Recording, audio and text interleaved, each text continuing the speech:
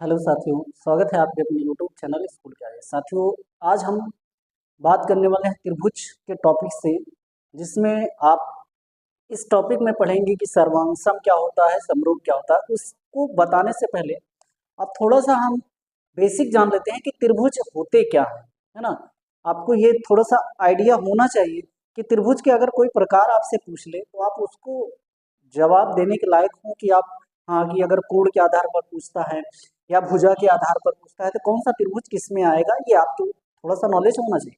तो आज हम इसी के बारे में बात करेंगे। उसके बाद हम समरूपता के बारे में बात करेंगे कि समरूप कैसे होता है, कैसे हम किसी त्रिभुज या किसी आकृति को, दो आकृति लिखी हुई हैं, उनको हम समरूप कैसे कह सकते हैं। तो साथियों, आज का टॉपिक है त्रिभुज। त्रिभुज का मतलब होता है जिसमें तीन भुजाएं होंगी। जिसमें कितनी भुजाएं होंगी? कोई ऐसी आकृति जो तीन भुजाओं से मिलकर बनती है, उसी को आप त्रिभुज कहते हो। अगर आप देखोगे तो आप त्रिभुज आपने ऐसा कहीं ना कहीं देखा होगा, है ना। ऐसा कहीं ना कहीं देखा होगा। तो भुजाएं कितनी देखो, पहले देखो भैया, पहली भुजा, दूसरी भुजा, तीसरी भुजा। जब ये आपस में एक दूसरे से मिल जाएंगी तो इनसे जो निर्मित आकृति होगी उसी को आप त्रिभुज कहते हो। क्या कहते हो? त्रिभुज। अब और दूसरी चीज ई का है भैया, ये जो इनके कोने हैं, ये कोने इनके कोण कहलाते हैं। क्या कहलाते हैं? कोण कहलाते हैं।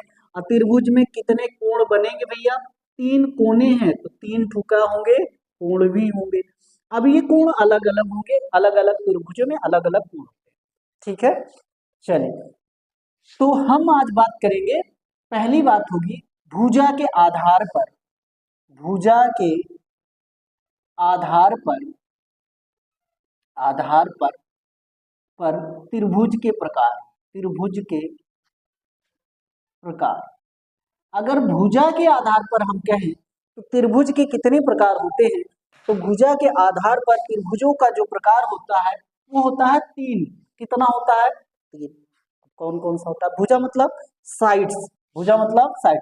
जिसे आपने एक आकृति ये बनाई है ना, भुजा क्या हो गई? ये वाली लाइन और ये वाली लाइन जहां आके मिली, और ये वाली लाइन ये टच हो गई। ये तीन जगह से देखो, ये तीन हो गए, एक पॉइंट, दो पॉइंट, तीन पॉइंट। ये तीनों पॉइंट एक दूसरे से मिल गए, ये बन गया त्रिभुज। और ये हो गई इसका भुजा हो गई। क्या हो गई? भुजा हो गई। और ये मैंने बताया कि ये और ये तीनों क्या है? जो कोने होते हैं वो एंगल होते हैं, जो कोने होते हैं वो एंगल कोण होते हैं। ठीक है। अगर भुजा के आधार पर बात करें तो कितने होते हैं? तीन। पहला क्या होता है? समबाहु। क्या होता है? समबाहु। समबाहु त्रिभुज। समबाहु त्रिभुज। अब ये क्या है भैया? समबाहु का मतलब, सम मतलब समान, बाहु मतलब भुजा। बाहु मतलब क्या होता है? भुजा। तो समान भुजाओं वाला त्रिभुज, यानी कि कोई ऐसा त्रिभुज जिसकी तीनों भुजाएं समान होंगी, समबाहु त्रिभुज कहलाएगा। क्या कहलाएगा? समबाहु त्रिभुज। और दूसरी चीज, भुजाएं क्या होंगी? समान होंगी। अगर तीनों भुजाएं समान हैं तो तीनों कोण भी क्या होंगे? समान ही होंगे। क्या होंगे? समान ही होंगे। ठीक है। दूसरा क्या है? और एक चीज, त्रिभुज कोई भी हो, चाहे वो समबाहु हो, विषमबाहु हो, न्यून कोण हो, समकोण हो, ठीक है, और क्या बोलते हैं, न्यून कोण, समकोण, अधिक कोण, कुछ भी हो, अगर उनको, उनका एंगल, उनका कोणों का जोड़ जो होता है, कोण का जोड़, कोण का सम वो 180 डिग्री के बराबर ही होगा। ध्यान से सुनिएगा। कोई भी त्रिभुज हो, कोई भी, चाहे वो भुजा के आधार पर हो, चाहे वो कोण के आधार पर हो, जो उनका कोणों का सम होगा वो कितने डिग्री के बराबर होगा? 180 अंश के। 180। ठीक। दूसरा, समबाहु त्रिभुज हो गया पहला, ये किसके आधार पर? भुजा के आधार पर। दूसरा होता है समद्विबाहु। समद्विबाहु त्रिभुज। समद्विबाहु त्रिभुज। अभी का है भैया? समद्विबाहु मतलब, सम मतलब समान, द्वि मतलब दो, बाहु मतलब भुजा, दो समान भुजाओं वाला क्या? त्रिभुज।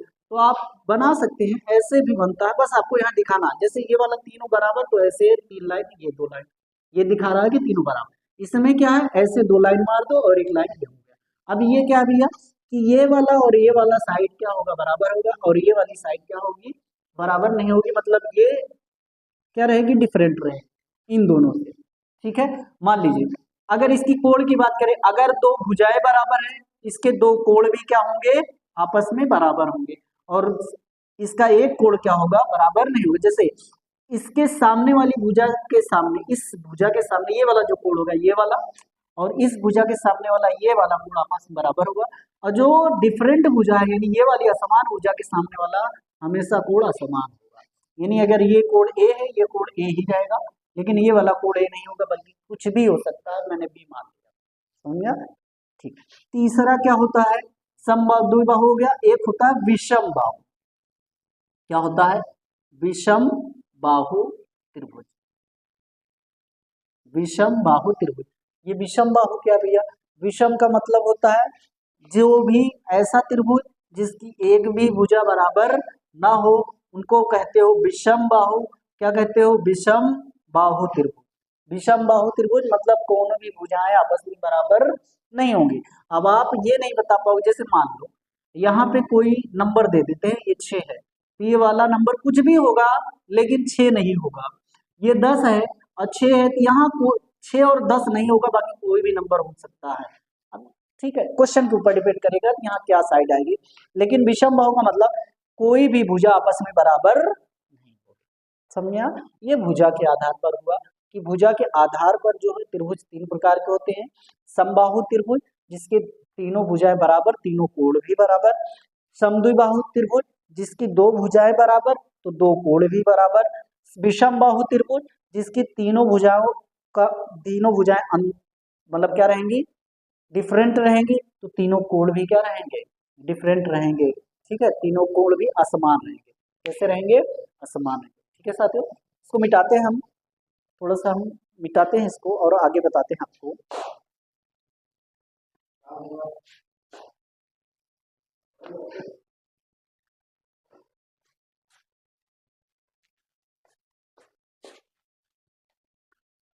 नेक्स्ट बात करते हैं इसी पर, क्योंकि देखिए त्रिभुज हम पढ़ेंगे, इसी में आप समरूपता जब पढ़ेंगे ना, तो सब त्रिभुज इसी में आना है। ठीक है, इसको जानना जरूरी है। नेक्स्ट बात कर रहे हैं कोण के आधार पर। किसके आधार पर, कोण के आधार पर। ठीक, अब ये कोण के आधार पर कैसे कैसे होते हैं, देखिए पहला होता है न्यून कोण त्रिभुज।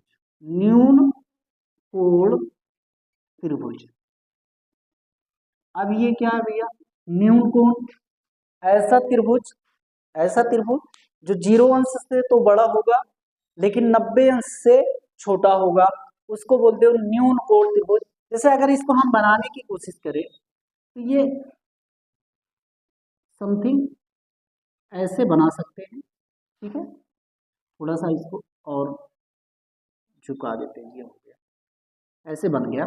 अब बनाएंगे कोई भी, चाहे जैसे बनाइए ऐसे भी दिखा सकते हैं, लेकिन जो इनके कोण होंगे वो क्या होंगे भैया, 0 अंश से तो बड़ा होगा। अगर इसको आप देखिए, अगर इसको आप समझना चाहें तो आप कह दीजिए 0 अंश से तो बड़ा होगा, 0 अंश से, 0 से बड़ा,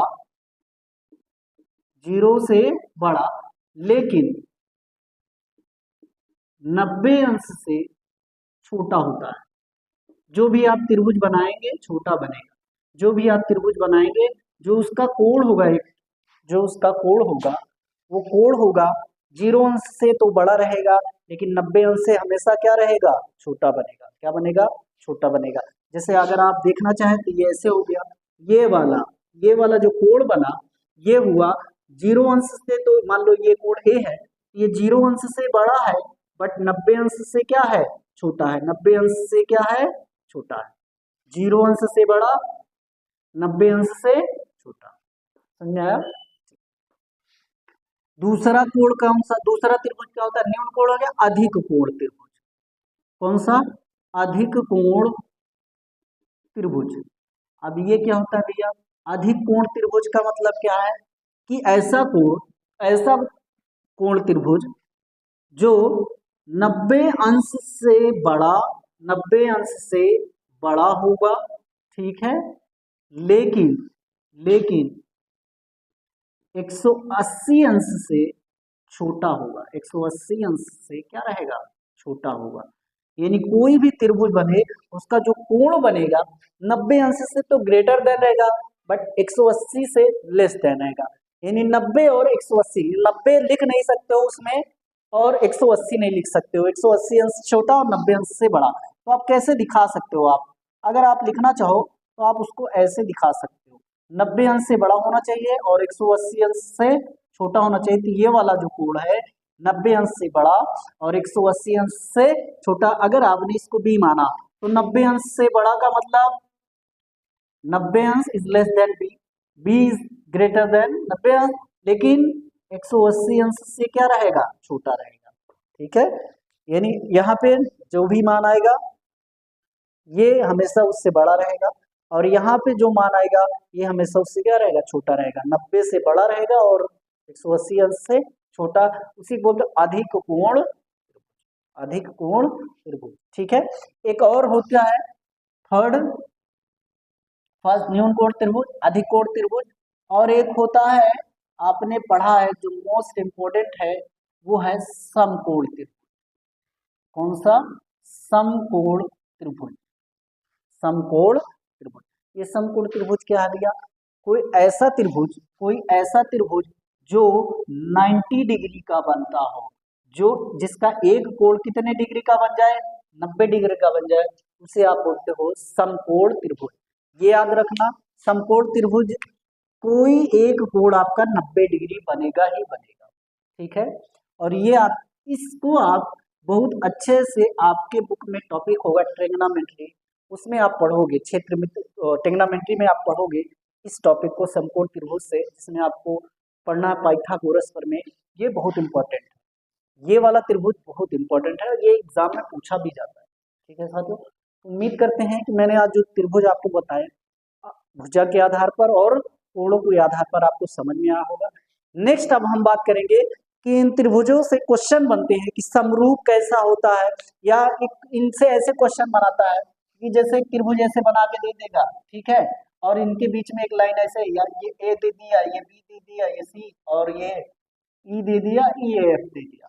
ठीक है, इनके बीच में संबंध पूछ लेता है, कभी कभी साइड ये दे देगा, ये दे देगा, ये दे देगा, और अदर साइड पूछ लेगा। ठीक है, इस तरह के पूछेगा, ये समरूपता पर आधारित होते हैं। इनके बारे में हम नेक्स्ट वीडियो में बात करते हैं, फिर मिलते हैं नेक्स्ट वीडियो में, तब तक के लिए जय हिंद।